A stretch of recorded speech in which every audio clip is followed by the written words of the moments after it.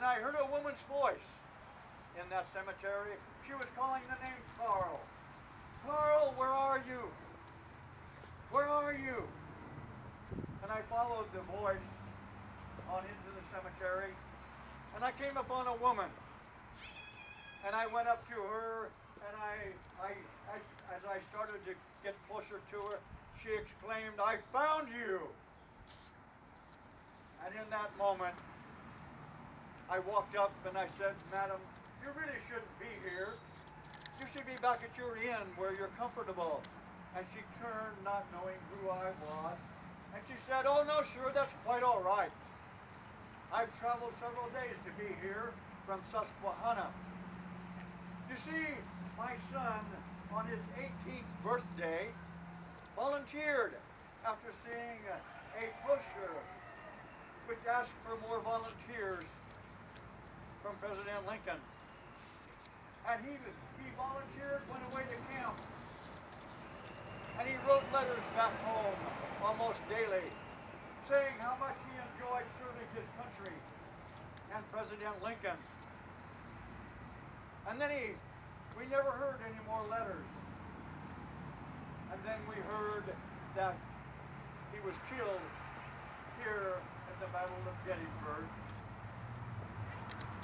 And she turned really again to me and she said, "You know, sir, you really should be here tomorrow because President Lincoln is going to be here speaking.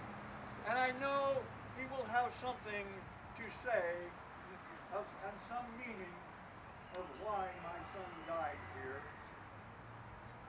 And I left the cemetery, going back to the inn where I was to spend the night. At 10 o'clock the next morning, I went on the procession to the battlefield and out to the cemetery.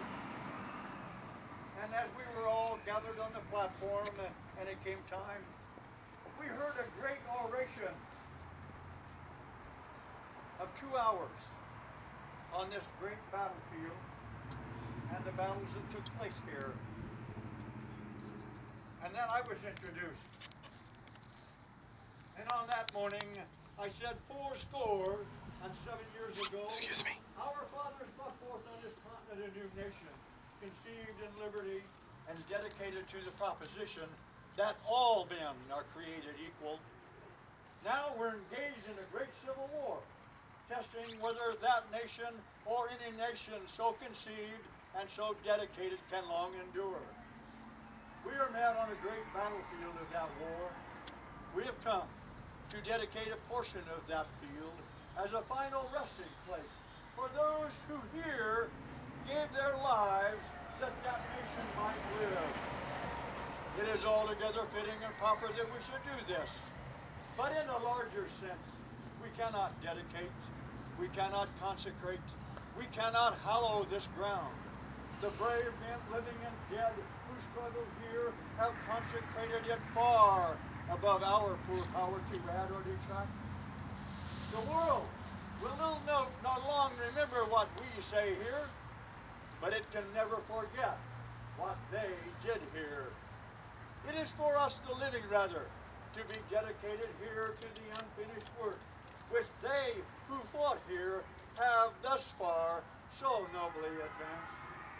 It is rather for us to be here dedicated to the great task remaining before us, that from these honored dead we take increased devotion to that cause for which they gave the last full measure of devotion, that we here highly resolve that these dead shall not have died in vain, that this nation under God shall have a new birth of freedom, and that government of the people, by the people, for the people, shall not perish from the earth.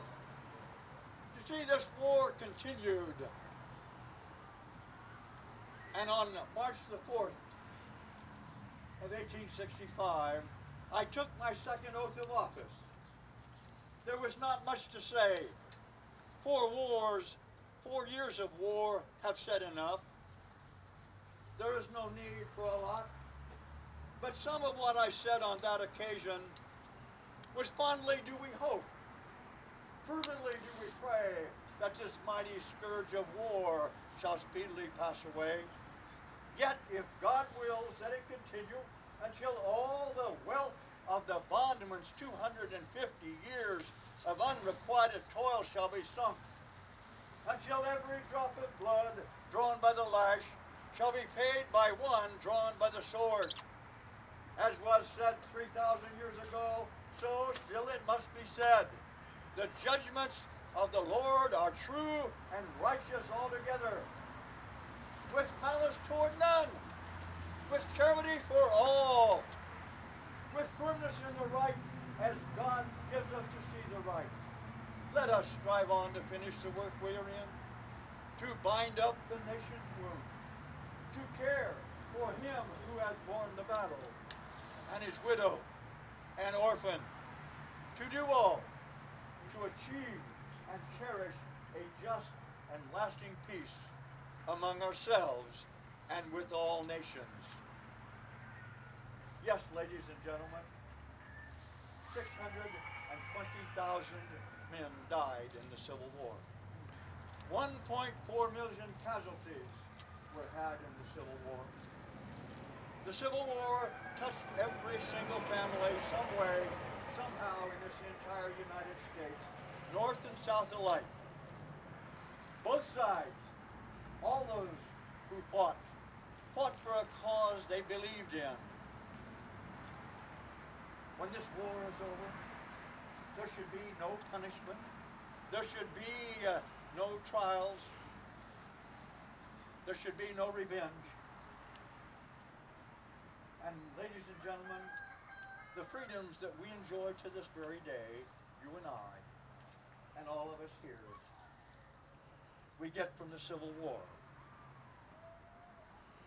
And ever since that day, all of our troops, all of them, peacetime or wartime, have always been there and remain there to this very day to give their life so that we can keep those great freedoms that we received from those in the Civil War. Thank you very much, ladies and gentlemen. Thank you, family. Thank you. Thank you. Thank you.